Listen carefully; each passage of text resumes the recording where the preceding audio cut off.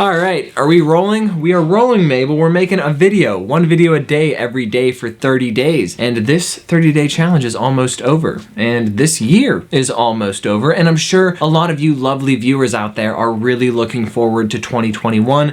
And for good reason. 2020 has been one hell of a year, and I could spend an entire video talking about the chaos that consumed our culture in 2020, but instead, let's talk about the chaos that consumed fitness culture in 2020. Specifically, the myths.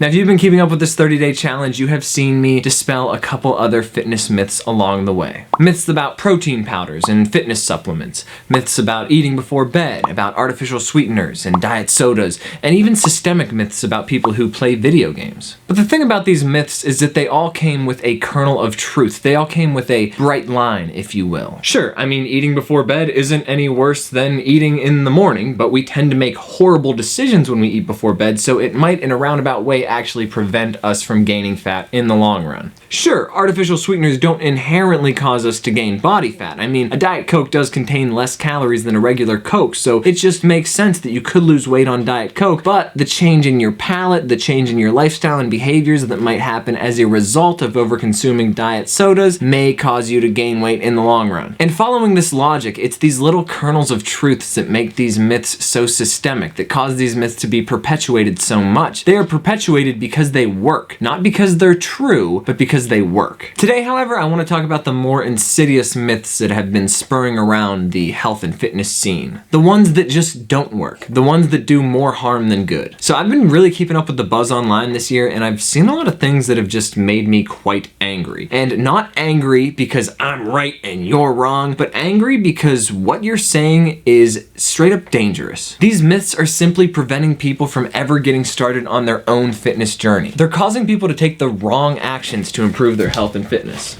They're stirring up unnecessary chaos and confusion in a field that's already overwhelmingly complex. And yeah, someone is using a saw outside and Mabel just finds it utterly fascinating. All right, you do you, buddy. I am here to talk about 3 fitness myths that simply must die in 2021. These aren't the only 3, they're not even the top 3, they're just 3 that I constantly see in my feeds over and over again, and they've just gotten painfully annoying, and every time I hear them, it's like getting stung by a mosquito bite right in the ear. Because I know that there are innocent people out there that use these myths as reasons to not take the right actions to improve their lives in ways that I know that they could. And it's just frustrating. So this is gonna be a frustrating video for me. Let's get into it. Myth number 1, lifting weights is dangerous. When people talk about weightlifting, what they're really talking about is resistance training. And I believe resistance training to be the #1 most important form of exercise that you can do in order to improve your life in the long run. And the fact that people discard it as dangerous prevents a lot of people from getting started with resistance training or weightlifting in general. And therefore they're missing out on a ton of proven benefits that come from proper application of this sport. And when you look at it, the proven benefits of proper resistance training far outweigh the potential cons of weight training injuries. Done properly, resistance training not only increases muscle mass, but also has a myriad of other health benefits, including flexibility, joint health,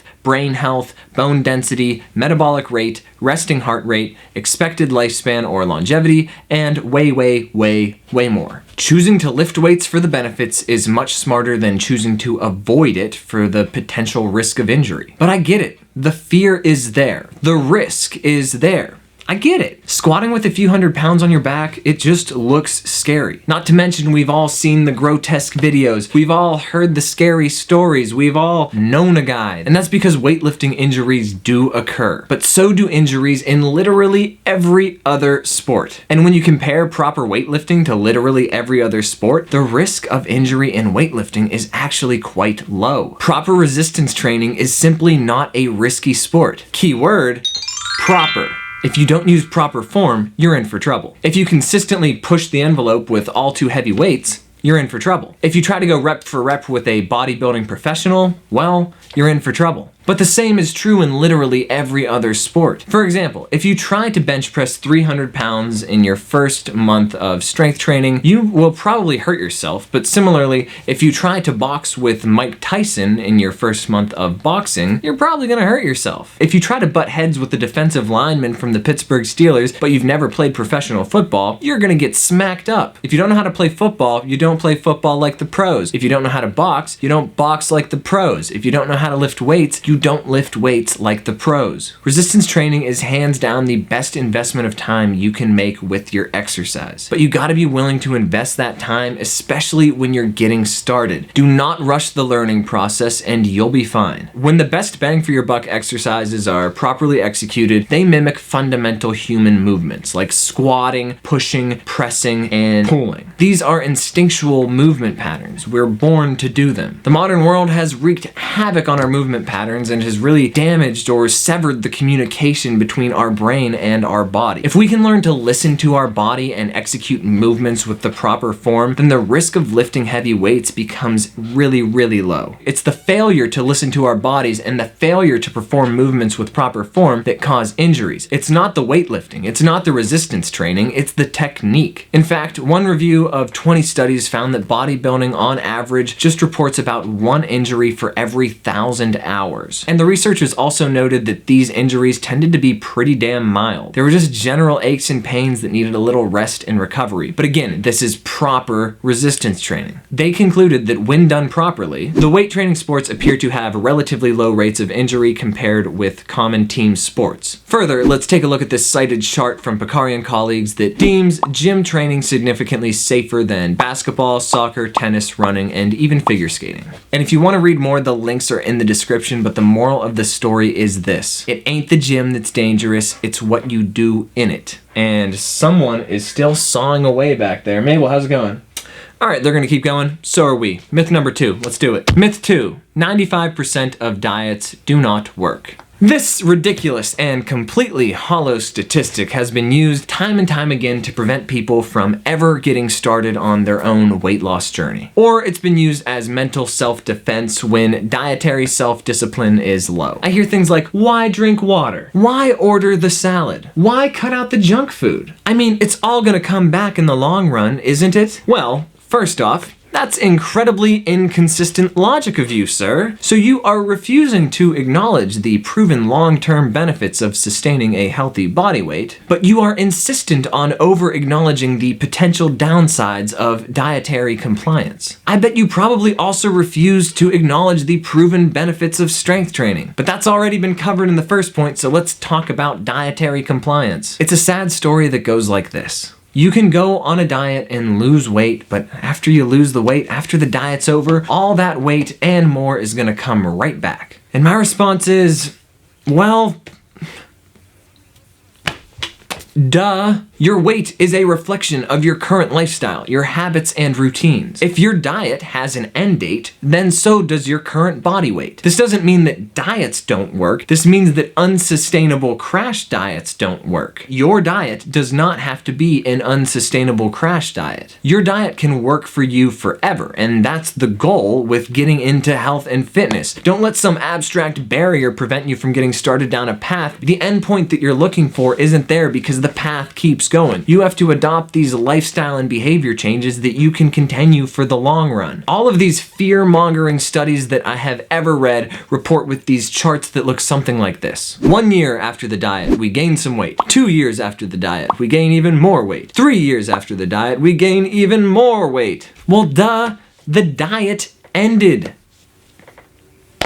No wonder these people aren't losing weight anymore. They stopped doing the weight loss stuff. They couldn't maintain the behaviors, so they couldn't maintain the weight loss. Compliance is the science, people. But if you scroll down in this same study, you scroll down, same study. When participants are given regularly scheduled maintenance visits, they do much better. When somebody keeps them accountable to maintaining the behavior change, they maintain the weight change. Is that even surprising at all? Do I even need to be making this video? Compliance is the science. Furthermore, the nutritional makeup of the diet really doesn't even matter that much. You can do your paleo or your keto or your IIFYM or whatever you want to do. You can have points, whatever. A study that I like to reference from the American Journal of Clinical Nutrition compared a few different diets, in terms of different carbohydrate and fat ratios. There's this huge debate, high fat, high carb, low fat, low carb, which one's better? Well, turns out all participants lost more fat than lean mass after consumption of all diets, with no differences in changes in body composition. If you can go on any diet that results in changes in your body composition, then you can maintain those changes in your body composition if you can maintain the diet. And don't let anybody tell you otherwise. That is just a disempowering rhetoric. That is just a self-limiting belief. That is just downright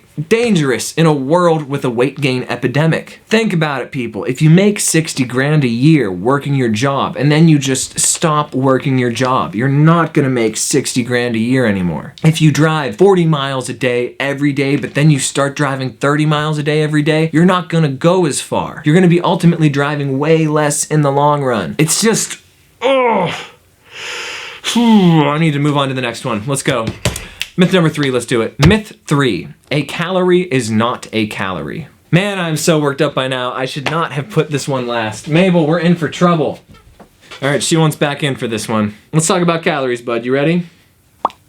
Mabel is passionate about calories, all right? It gets posted by health gurus, and then innocent people retweet it just because they're into that renegade fitness culture that flies in the face of science. But fundamentally, this myth is just an issue in the definition of terms. We've simply failed to understand the terms of science. If you've watched my other videos, you know by now that a calorie is simply a unit of measurement. It measures energy. A calorie is defined as the energy needed to raise the temperature of 1 gram of water through 1 degree Celsius. The first law of thermodynamics even states that energy cannot be created nor destroyed. That means weight loss is driven by burning more energy than you consume, and that weight gain is caused by consuming more energy than you burn. It just so happens that we measure this energy flow in calories. It's actually a really magical, amazing flow of energy through the environment, through you, that a simple unit of measurement like calories can enable us to track and try to understand. It's true that you do not have to track calories in order for this process to work, but at the end of the day, you can't deny that calories are calories. A unit of measurement is a unit of measurement. You can't deny that inches are inches. I don't have to measure my height in order for me to be 5'11". At the end of the day, I'm still 5'11". An inch is an inch. But Chase, some food labels lie about the calories in the food, and some exercise machines lie about how many calories you burn while you're exercising, so what the heck? Calorie counting simply does not work. Well, thank you for playing devil's advocate, Mabel. I really appreciate your role in this video.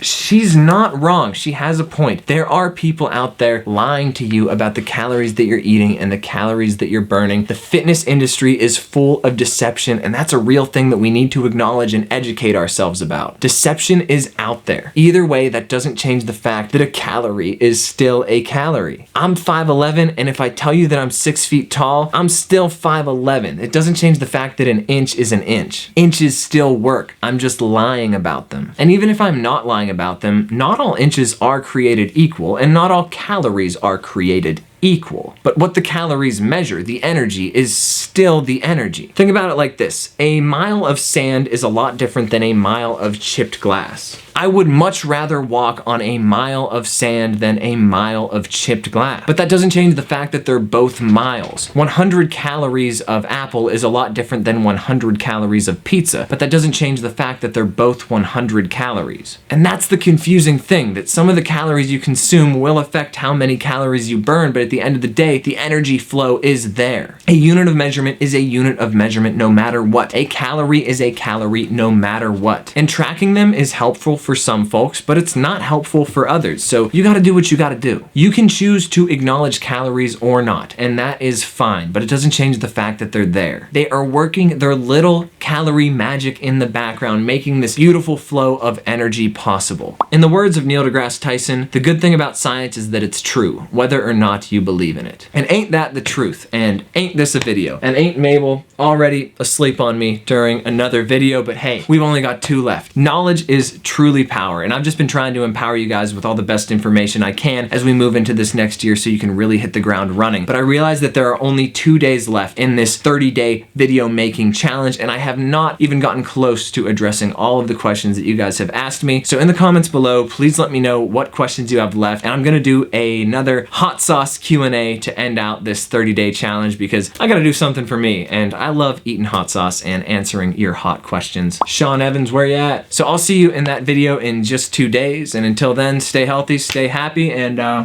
eat your protein. Cheers.